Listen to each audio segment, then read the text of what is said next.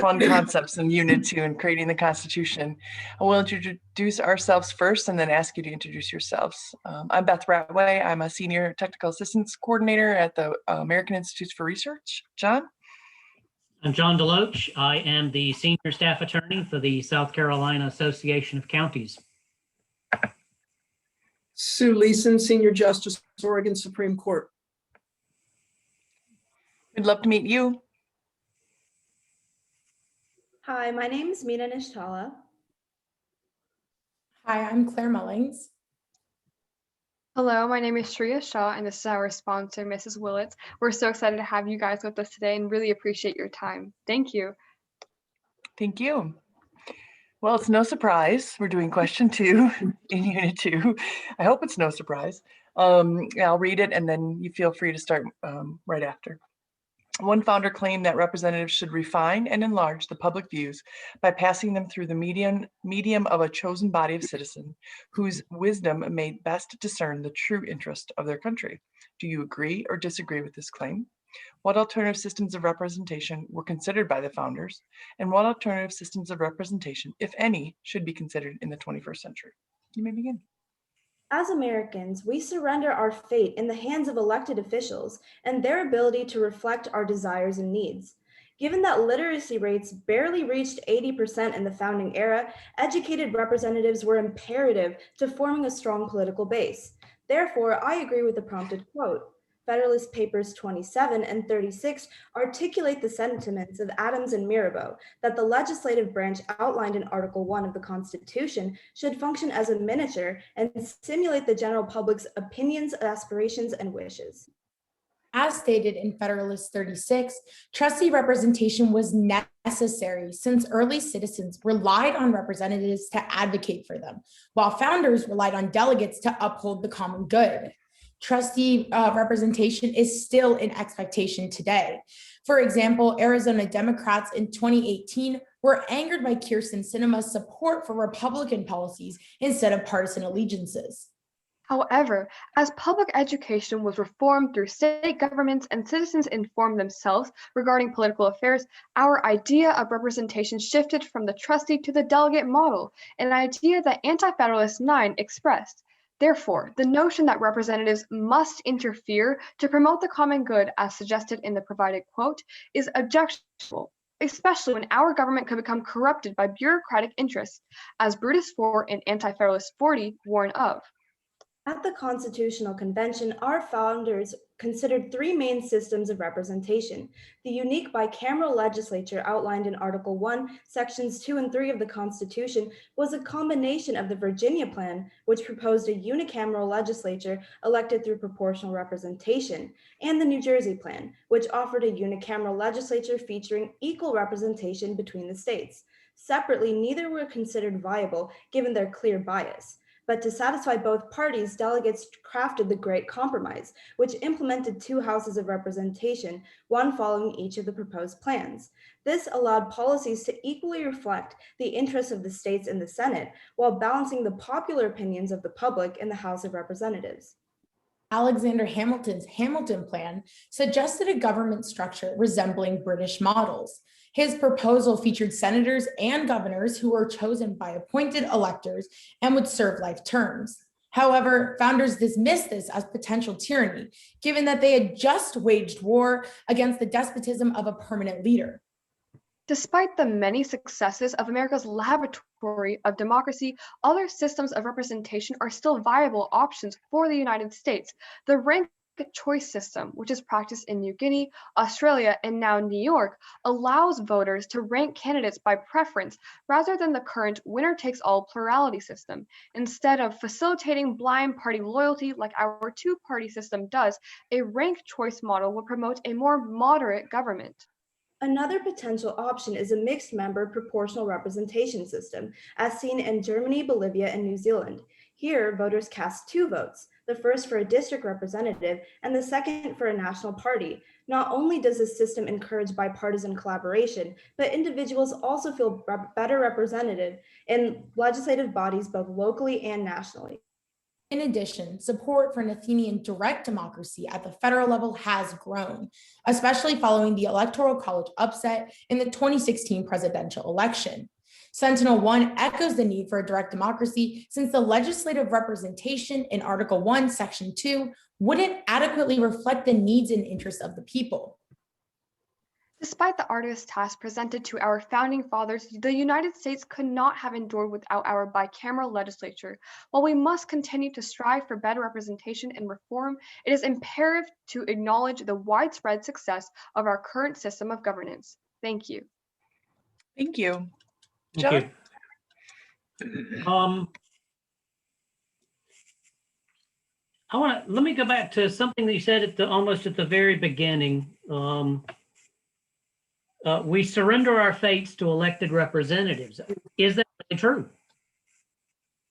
I mean, it's our choice as voters who we vote for, not only for president, but for the House of Representatives, the Senate, and the myriad of state and local offices. I mean, if we're the ones voting, are we really surrendering our fates? Realistically, although we still have a voice through popular sovereignty, it is important to acknowledge the difference between a delegate and trustee model of representation. Although ideally we would have a delegate model, especially given this time and age where many people have political education and are able to read, which was widely different than the founders era, we must acknowledge that the representatives sometimes act in what they believe is the common good through the trustee system of representation, which doesn't mean that they are implicitly representing the needs and desires of the people, because they believe that their desire or their belief for a common good, their experience supersedes something that maybe a naive voter would want. To elaborate upon my partner's point, we can see in the trustee model, many people will simply vote along party lines, and therefore exacerbating the point of your quote, which says to put our fate into other people in order to vote along those party lines and general beliefs. However, on that delegate level, we can see even at a state or federal level that being able to have our representatives vote or voice our specific interests and opinions is the main point that we're trying to hone in here. We can see on a federal level, representatives such as AOC, who has a much more closer connect through social media, through having several meets and talks with her own following in order to appeal to the specific interests of her following.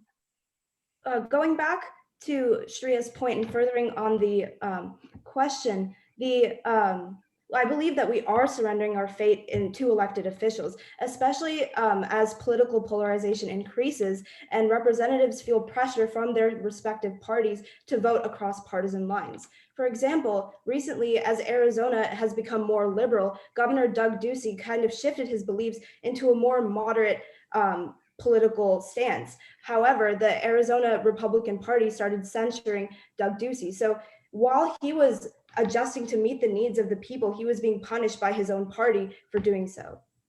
Essentially, at the end of the day, direct democracy is not the exact same thing as representation. So I want to push you on following up on what's going on with parties in Arizona. Talk to me more about the mixed member district. Is that a concept that you support? Okay, so what you would do is enshrine political parties in the electoral system when you've just pointed out that political party control in Arizona is going contrary to what the people want, as the governor is more responsive to the people's wishes. And I'm completely confused. Help. I think the most beneficial thing about the mixed member system specifically is that it allows us actually to delve into both sides of that, where we're allowed to vote upon our party lines while also having a specific delegate or representative who can look at our personal, our local interests as well. In Arizona specifically, because we see this kind of strange shift happening recently along party lines, we can see that some people who may be condemned for shifting can still have a delegate who looks between their moderate views and has a interest for that, as well as someone who can vote. How's that possible with the party controlling so much of what their representatives do and essentially threatening them that they will go against them in the upcoming election? if they don't adhere to party lines.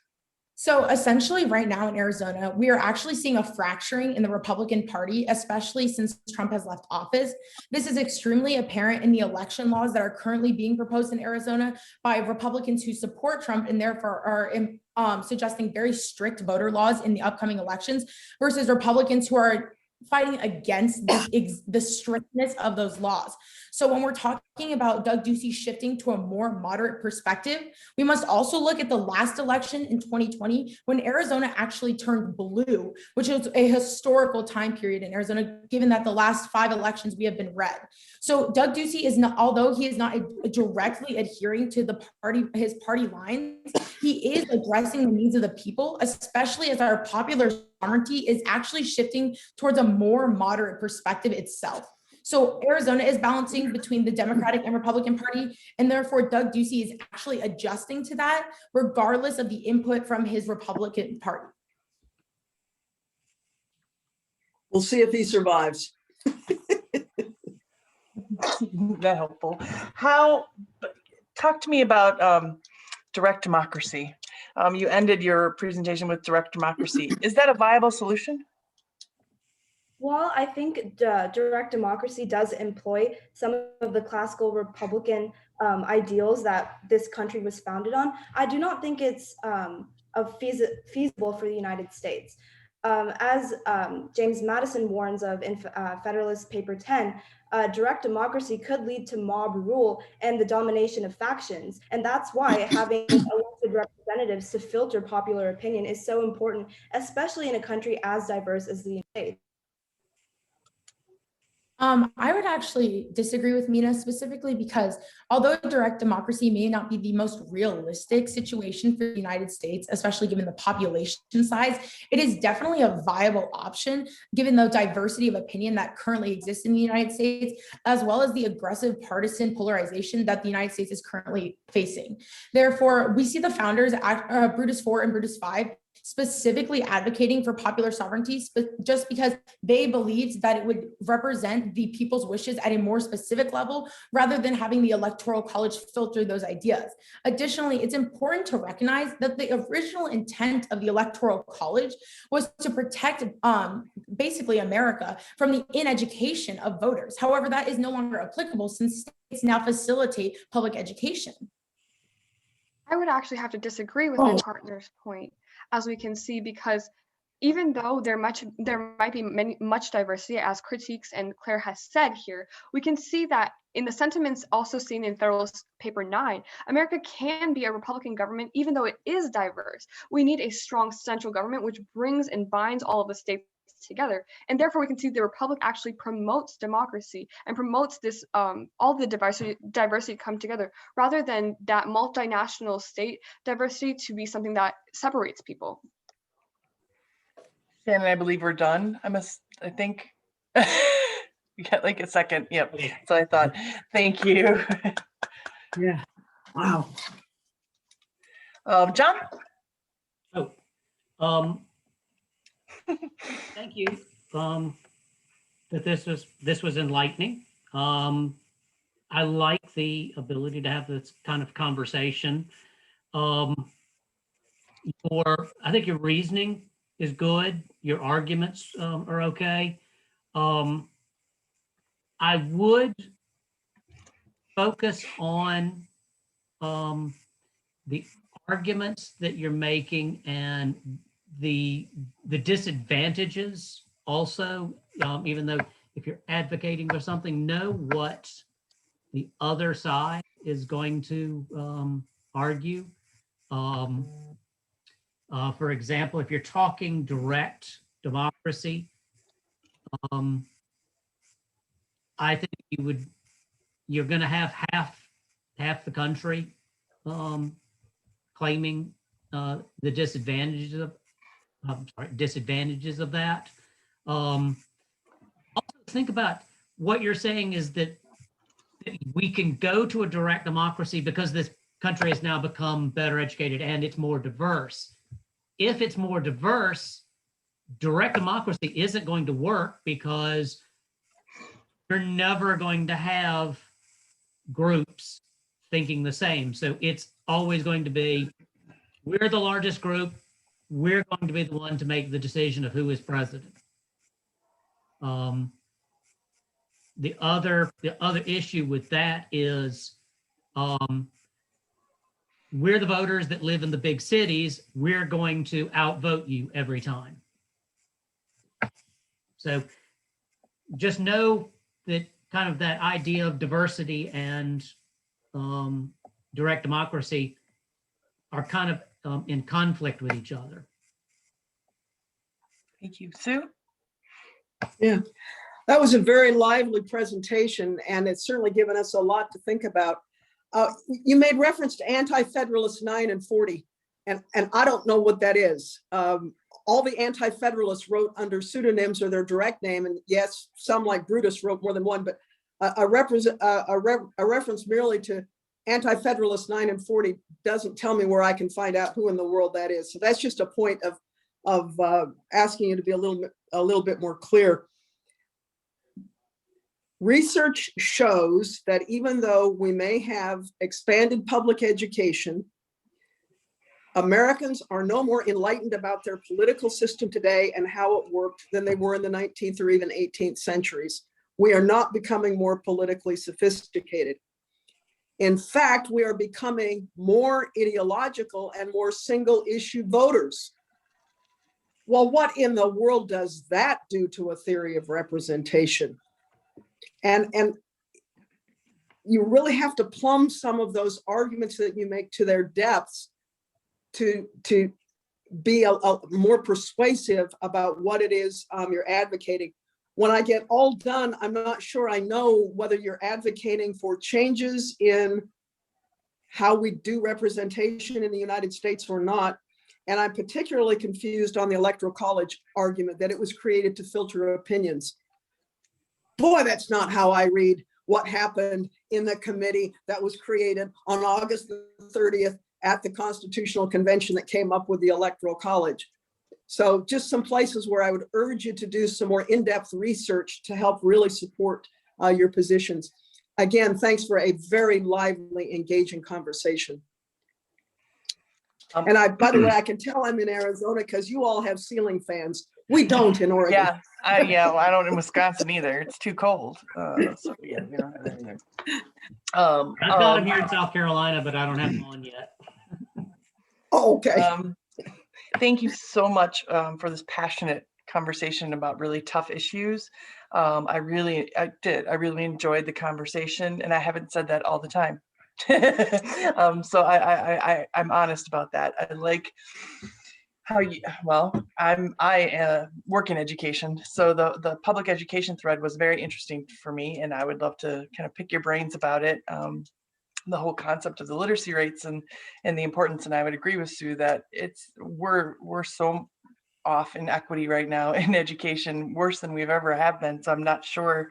I'm not saying it isn't an answer. I'm not just sure right now it's working as an answer, but I'm really excited about that because I hope it will be at some point.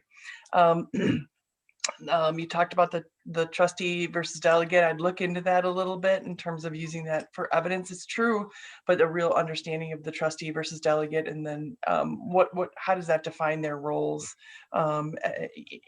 as representatives?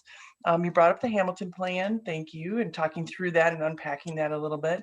And then you put one sentence in and said, we've been the laboratory of democracy. There have been successes, but we choose, which is getting to the second bullet, I understand, but I'd like to hear a little bit about what the successes were that may have led to why you chose those or why you're presenting those options that you chose about ranked by choice. We didn't even get to talk about that. And talking about maybe the problem. This is the problem, this might be a solution. This is the problem, this might be the solution, in terms of framing that. You gave us, and I know it's 4 minutes, you gave us a lot to talk about, and we did. We talked, and we had a really honest conversation with you all. So I think that you should be very proud of how you did, and the point that we got to dig deeper with you and are giving you feedback that's going to push you says a lot. So thank you. Yeah, thanks. Thank you so much. We really appreciate all of your feedback today. Thank you for judging. I'm going to go ahead and open up your judging room for you right now.